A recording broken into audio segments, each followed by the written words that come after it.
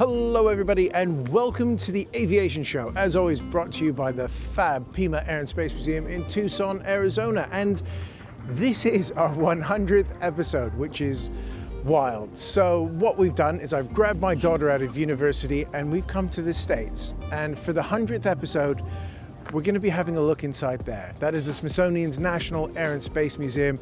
And we're going to be spending a couple days with them here and out at the Varhesy Center as well. So thank you so much for joining us. And check out the video where I explain the name change. The Damcasters is no more.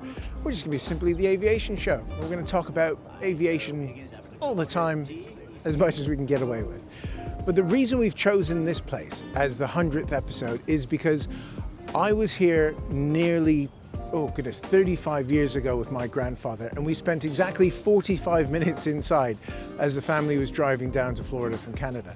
So I've dragged my daughter along and we're going to spend maybe a little bit longer having a look around. And this is one of the OG aircraft museums in the world. So what better place to spend an afternoon, or actually in this case a lunchtime, in a chilly Washington DC in February to have a look around and see what's in sight. So be sure to do all the liking and subscribing stuff. We're going to be checking out the conservation area and the space shuttle in future episodes, as well as heading down to Tennessee as well for a very special visit to a very special museum as well. So thank you for joining us.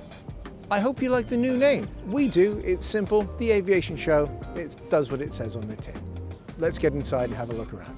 So part of the plan for this trip was for my lovely daughter Ellie to be mic'd up as well, and she could ask questions, but she's ill, so we're not going to be able to do that. Now, as you can see, a lot is going on around here with the museum in the middle of its refurb. So the Apollo capsules, the X-15, the X-1, all that good stuff. And if we look over there, there is a Mustang currently being lifted into position. You probably can't see it from there as well. So there is a lot going on in the galleries on this side. So it's going to be exciting when it's done. All of this bit should be open later this year. So book your tickets when it's warmer, because it is chilly. But it is still wild.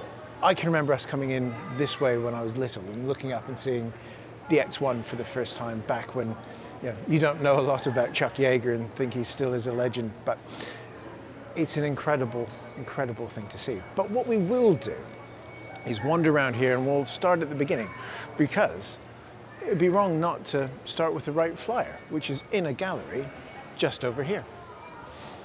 Now, one of the big debates is, what is the Wright Flyer? And of course, that's it. And just to make sure that you know it's the real one, they have a helpful sign to tell us that this is it. Now, tomorrow, when we get out to Dulles and Varhesy, we're going to be talking to Malcolm, who's the head conservator, and we're going to talk about what goes into keeping objects like this in their pristine form, because it has been recovered a few times.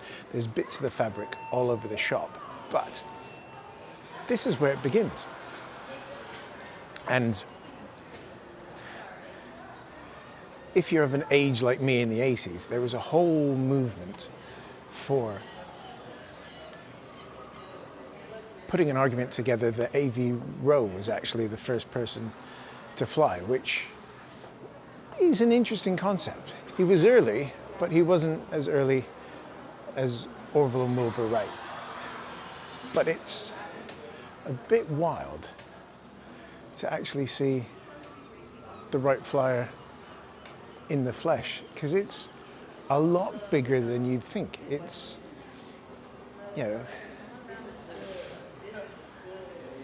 everything that you'd think it would be as an airplane, with a few funny bits and pieces on it, with, I guess you'd call it the canard front wing and things now. But those first flights were very short. Feet, shorter than a 747, I believe. But when you think about it, on a freezing cold day in 1903, you have the world change. And then you have two guys spending most of the rest of their life fighting patent disputes instead of capitalizing on it and moving it forward. But you start with things like the gliders up on the top, which hopefully the camera will move around to. instead of staying on my ugly face. But you have them figuring things out, working things systematically, and making it lighter, finding an engine that does the job, and you end up with the world's first aircraft, which is a wild thing to see in the flesh, because we spend a lot of time on this show climbing around big, heavy objects. And when you think that 122 years ago, this is where it begins. This is cutting edge. And it's two brothers from Ohio who run a bike shop are the ones who changed the world and enable us to fly all over the place on holiday and now argue about whether or not it's environmentally friendly. We will be covering more about that in a future episode as well. But let's have a wander around it and get a good look. So one of the reasons why the Wright brothers had the proof is because John Daniels was there to take a picture with a Corona camera just like this. And because he was able to take this image as photographic proof, and of the pictures they took of the later flights as well, it made sure that aviation was documented that the first flight had happened. Now, there's always the gag that nothing happens until the French agree, but once the photos got out there, there was little chance that anyone could argue with it. But when you look down at the aircraft, you can see that aviation doesn't really change a hell of a lot for the next 15 years, because biplanes, fabric struts, all doped, incredibly flammable, so when we get to the First World War, it doesn't take much for these things to go up. But when we start moving around the corner, aviation starts leaping forward, because one of the things that needs to start happening, especially in a country the size of the United States, we're traveling across Europe, and in the case of the British, the Empire, you need to be carrying a lot of people and a lot of mail a long way. So over in this gallery here, we have the sort of march of American civil aviation. And one of my favorite airplanes in the whole place, which is that gray beastie there, which is the Boeing 247. Now, if you've watched the episode we did on civil aviation, you'll hear Ben Skipper and I basically geeking out pretty hard about this airplane, because it's a sort of direct competitor to the DC-3, which is just above it. And you think about it, not long before, you've got Ford Trimotors as well doing their thing, and you go from bone rattling around in that to much faster speeds, much more comfort in the Boeing and the DC-3 as well. And you have aircraft designed for getting the mail around. And where is it over there? The 4 Alpha as well, the Northrop. But really, if we come around here, we can just geek out on the 247 for a bit, because this is where Boeing goes.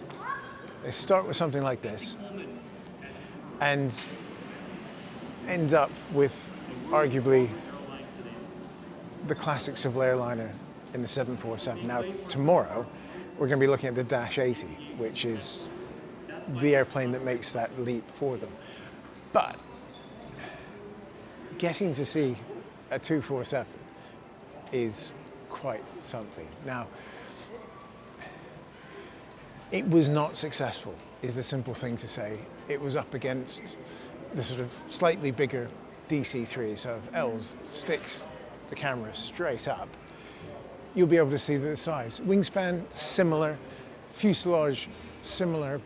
But the Douglas aircraft is the one that is able to just dominate civil aviation for a while. And Basler is still doing the turboprop versions of it at the moment. They've just delivered 2 more, which is quite wild. Now, they would, Douglas that is, essentially see themselves in a commanding position, moving through the numbered aircraft, through 4, 5, 6, 7, and you know, you can argue that the amalgamation of these companies is the reason why Boeing's in the state that it's in. I would probably say that as well. But at a time, in the 30s, you have these companies just absolutely leading the way. I adore that thing. Let's have a wander over this way. Because if we wander this way, I think, can we get around this way? We can. So over here, we have a wall for flight attendants of color. But right here, you've got two of the engines that really spark things to be different. This, of course, being the Rolls-Royce RB211, which, thanks to the great British taxpayer, was able to be completed when Rolls-Royce went spectacularly bust trying to get this going, and also basically killed off the Lockheed L1011 because that was the aircraft it was designed to be in, but would go on to be the sort of major high bypass engine in the world. Competitor on the other side, General Electric CF6, which is still going strong in a lot of things as well. You can sort of see that leap forward through. I'm just looking at the board here, which is quite funny. The aircraft that it was designed for is the one they've got on the bottom of the list, but never mind, that's quite fun. But let's wander over upstairs and see what else we can see in the gallery up there. So of course, when you invent the aircraft, who's going to buy it? Well, it's going to be the military. And right here we have the Wright military flyer. 1909, the aircraft that they put the big bid into the US Army to be able to start turning their invention into a monetized commodity. And again, it hasn't changed a lot in 6 years. Engine's bigger, materials are slightly heavier. Again, still single person, 334 kilos in weight, so it's still not weighing a lot, but it's showing a lot of intent from the Wrights as they desperately try to get the contracts to take these things forward. But when we start looking around in here, they have competition. People like Blériot in France are leading the way in monocoques. So the cat is out of the bag, and it doesn't stand still for very long.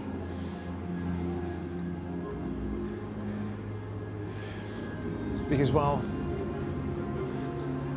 the Wrights are selling their aircraft to the Army, Blériot is flying the Channel, and things are not hanging around. I think, we'll have to go over there and check, I think that's the Curtiss flying about. Probably wrong. There we go. Here's the Curtiss D3. Glenn Curtiss was a remarkable designer, and you know, he is probably a bit unsung. It was his aircraft that flew around the world, and it's really, really quite something. What do we have over here? Lots of trophies for Glenn Curtiss's aircraft, but I want to look at this thing over here because I'm not sure if I'm getting my bearings right. I'm a retro engine because the whole engine rotates.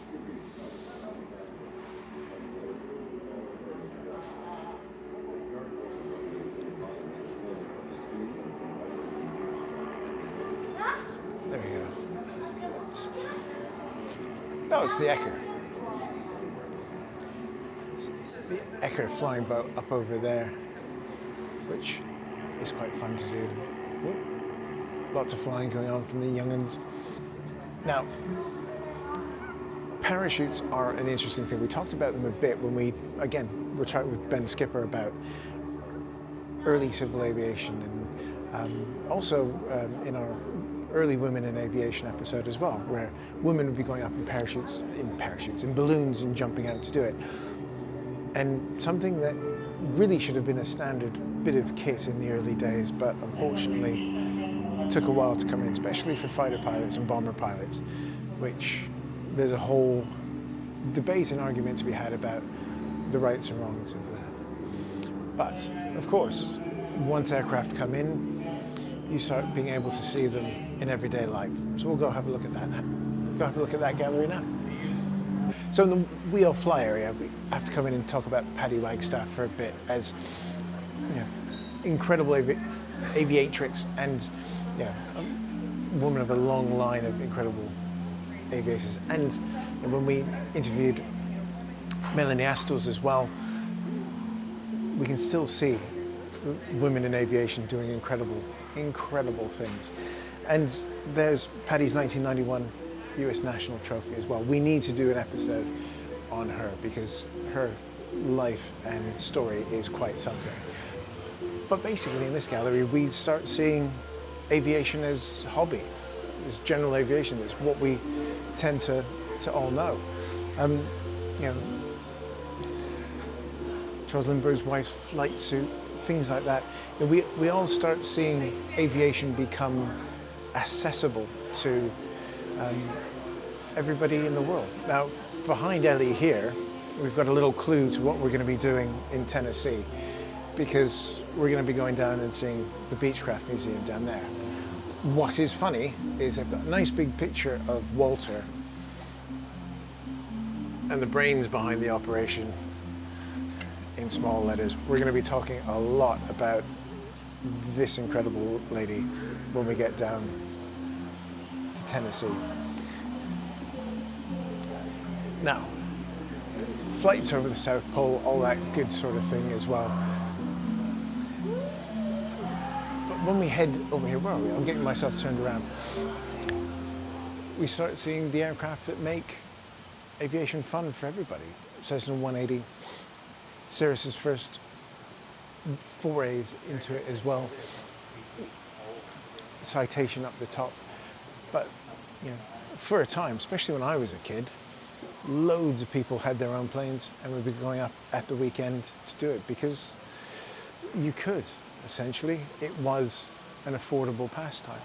These days, having to spend £15,000 plus to get your private license on top of everything else makes it a little bit unaffordable, which is a real shame, because there used to be a time when, for a lot of people, Dad had a plane. In my case, it was my Uncle David who got me into this. My grandfather, who brought me around here just before we came down, we actually went to look at a Balanka Super Viking in Ontario.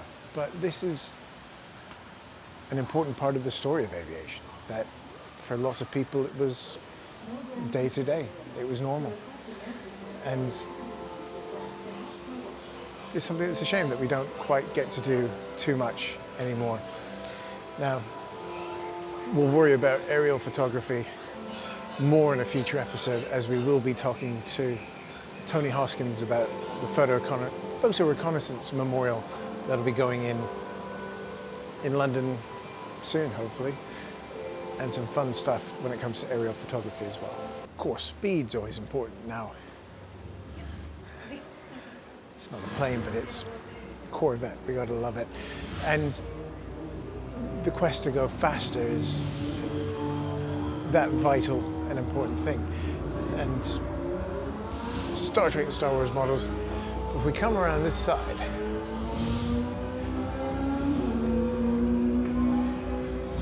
we can start seeing the displays on how aviation gets faster and faster and faster in here. Now, the important thing to remember is you also have the National Air Races happening, and this year they've moved from Reno out to Nevada, New Mexico. It's gone straight out of my head. But we're going to have to see if we can get out there one year for the National Air Races, because it is quite wild. Now, as a racing fan, I'm not complaining that we've got Richard Petty's car here as well. But this is why we wanted to come in, because right there is the Bendix, which of course is the transcontinental trophy that doesn't happen anymore, which is a shame. And of course there's a picture of Jackie Cochran down there receiving hers. Louise Faden was the first woman to win the Bendix in a beach stagger wing. And when we're down in Tennessee in a few days, we're going to be able to have a look at her archive, which is held at the Beechcraft Museum down there. So we're looking forward to that very much indeed. But if we spin round here, it is a lot of racing cars and things. I'm not really complaining about this. There we go. Roscoe Turner. Quite simply, an absolute lunatic. And that's his RT14 Meteor up above us, which is pretty fun.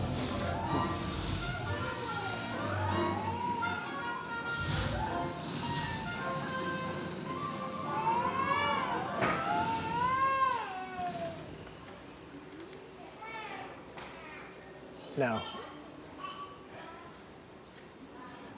Mario, incredible man, one win away. Actually, he never won Monaco, so he'll never get the Motor Racing Triple Crown. So we'll just move on from that and leave it from there. But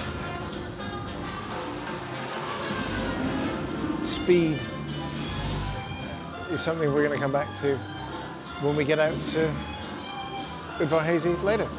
Let's have a look at the space stuff. The Pima Air and Space Museum in Tucson, Arizona is home to one of the largest non-government funded aviation and space museums in the world. Featuring nearly 400 aircraft, the museum is home to an incredible collection like NASA's NB-52 X-15 dropship and 747 SP Sophia Airborne Observatory, to a wealth of rare military types from air forces all around the world, to the first production 777. Whether you are a military or civilian aviation geek, there will be an incredible aircraft around every corner of this epic 80-acre site for you to explore. As the Aviation Show's partnership with the Pima Air and Space Museum enters its third year, we're delighted to say that Pima is truly a top of your bucket list museum to visit. And it keeps getting better, as this year the Tucson Military Vehicle Museum will be opening right next door. To find out more about the incredible collection and the fantastic events coming up at the Pima Air and Space Museum, and of course the Tucson Military Vehicle Museum, head over to www.pimaair.org to plan your trip to one of the world's great aviation collections, and one that now includes tanks next door, if that's your sort of thing.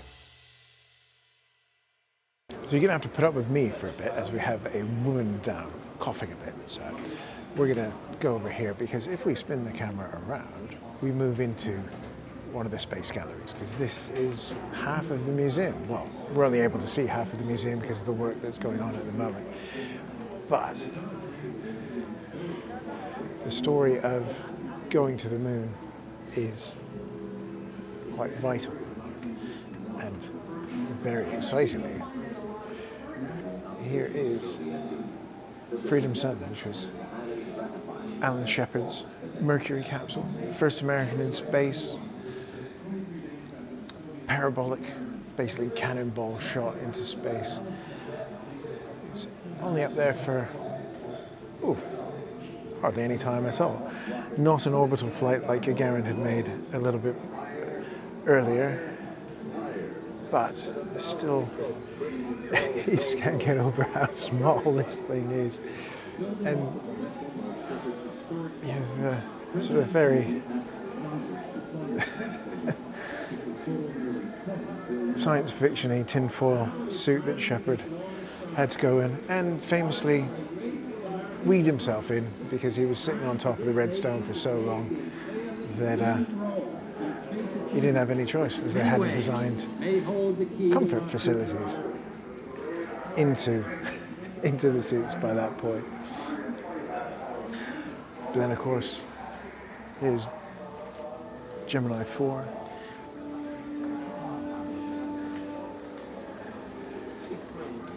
Which is James McDevitt and Ed White. And on the cover of Andy Saunders' new Gemini Mercury Remastered, he has that fantastic picture of Ed White on board this very spacecraft going on the cover. But again, what is Gemini if not somebody just scaling up Mercury and going from there, really? Now, I got that wrong. That's Ed White's helmet from Gemini 4. This, he says, coming around the edge, is Gemini 7, which was Frank Borman and Jim Lovell of Apollo 13 fame, where they spent 2 weeks in this thing, ladies and gentlemen, which, yeah, if you've ever been on holiday with people you don't particularly like, imagine being stuck in that thing for 2 weeks,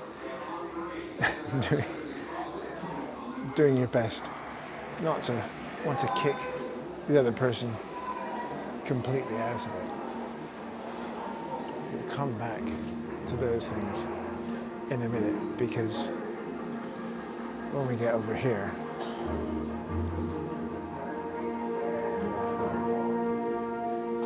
we get Apollo 11 capsule, but importantly, and apologize for the Summer of Love noise,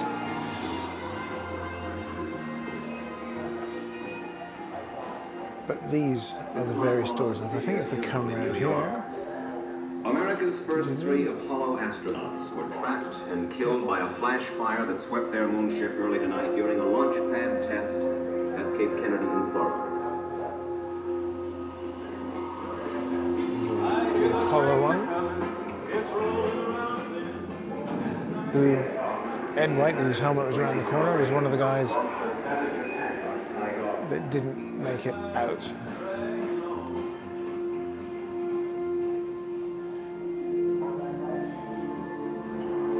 But all the fixes that went into it, North American did pull their finger out. And we get to Columbia.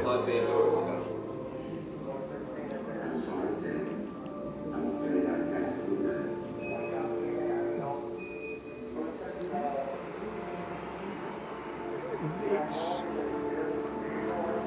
weird seeing this thing, knowing that it was the craft that went to the moon, and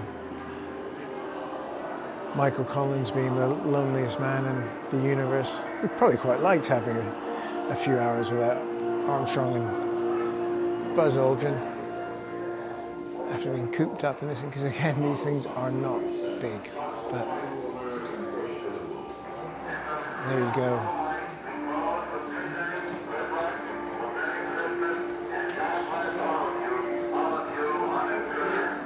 It is July 16, 1969. We are all about to witness the... And it's not that different from the boilerplate we looked at the Wings Museum.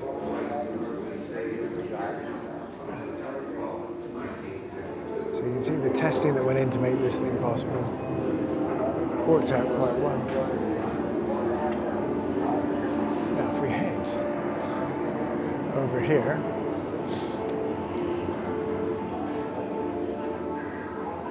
we got the bells of the Saturn V's F1 engines. We had hoped to get out to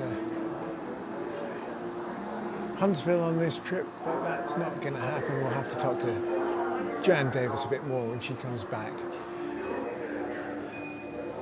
about what they get up to at Huntsville. But, yeah, goodness. Really quite something. Now we can get away from the noise. And with me probably speaking so quietly isn't going to help. But we get a rover, stripped down RV.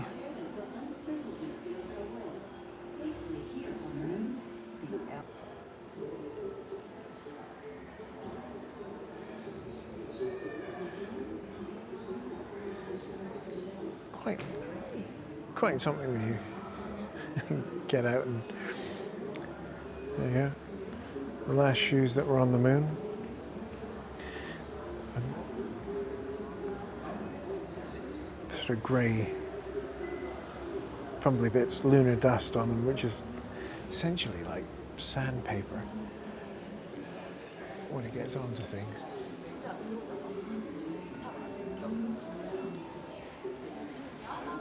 But so here we go. So let's have a look at some moon rock. Some basalt. Regular, essentially the dust that's up there, bit of glass. Essentially, as I said a minute ago, sandpaper. There's the sample cases.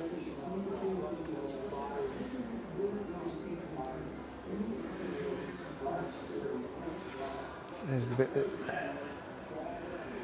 John Young brought back, who would then make the first space shuttle flight a bit later.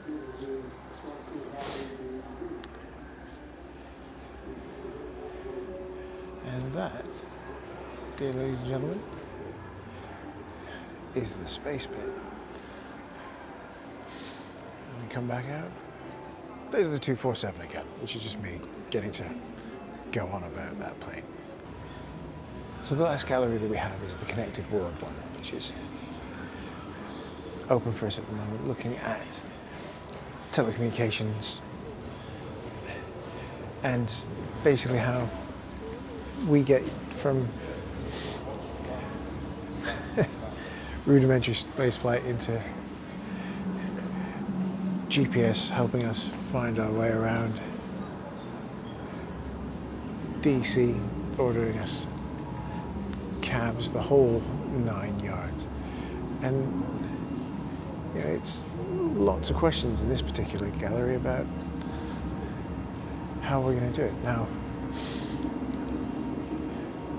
you see here illustration of people being able to communicate in there. There is so much stuff, especially in low Earth orbit at the moment, where you do have to ask yourself, when is too much too much? As amazing as something like Starlink is, those are thousands and thousands of potential new space junk just waiting to be created. And you know, you look at the Earth Day pins, we only do have one of these places that can look after us. And yeah, Bill Anders' Earthrise shot is quite something. If you ever want to see what a Bill Anders' camera looks like, that took that picture, there it is.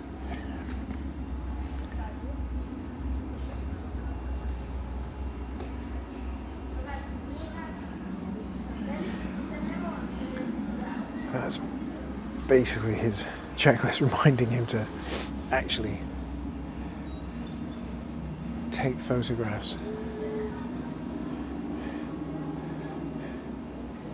But where do we go? I suppose that's a question of all museums, really, is understanding the past but helping us to figure out where things are going to be going in the future. And yeah, impacting the environment, which is very important. But of course, you have people talking about getting ourselves to Mars and things like that. Well, as the Wiener Smith's fantastic book says, that would be a bit like leaving a messy bedroom and going to a toxic waste dump. We're not there yet, so maybe we should spend a little bit more time worried about what we have rather than planning cities on another planet. So if we just head back out here.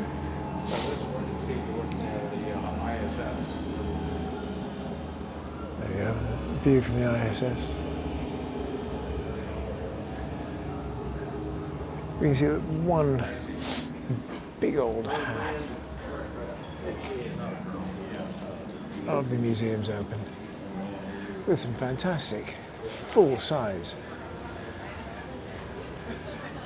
X-wing fighters hanging from the ceiling. And if we look over there, we can see the spot. Let's see if I can zoom in a bit. Yeah, there we go. The spot in its safety wrapping as they finish up over there. So, there we have it. The Smithsonian National Air and Space Museum in DC, or the half of it we can actually see, is still quite the place to visit, and it's going to be incredible when I get the other half of it done. And you know, if we wander over here and I can get my favorite little 247 in the background of the shot, you know, we have to, where is it? There it is. You know, this is quite something, and my poor daughter is flagging a bit on us, but this place means a lot to me as my grandfather and I got to escape terrible cousins who were unable to stay in the car for longer than 10 minutes, which is what happens when you live on the Isle of Wight. But it's an amazing place to visit because so much here is irreplaceable, and it is being cared for in an incredible way, which is what we're going to be talking about in our next episode as we head out to the new facility at Udvar-Hazy to discuss the conservation of the big stuff. And I really hope you enjoy it for this. I hope you indulge me for our 100th episode and the new name of the aviation show, because we are looking forward to doing more things like this, traveling more, getting out and about to see what the world has in store for aviation and space fans all over the place. So thank you for indulging me. Thank you for staying with us, and hopefully you'll be with us for the next 100. Who knows? So until then, thank you so much for joining us. Do take care of yourselves. Check in on your friends. Make sure everybody's okay. And there we go. Let's spin this around. There we are. What more could you want? Boeing 247D. Ford Trimotor. DC-3. And Boeing 247D once again. Thank you so much, everybody. And yeah, here's to the next 100. Thanks for your support. Bye. I'd like to say thanks to all of our fantastic supporters over on Patreon. If you head over to our Patreon page, you can join the fun from just £3 a month, plus a bit of VAT, get your name in these very credits, and get all the episodes ad-free and early as soon as I get the edit finished. The Aviation Show is hosted and produced by Matt Bone and is a Boney Abroad production.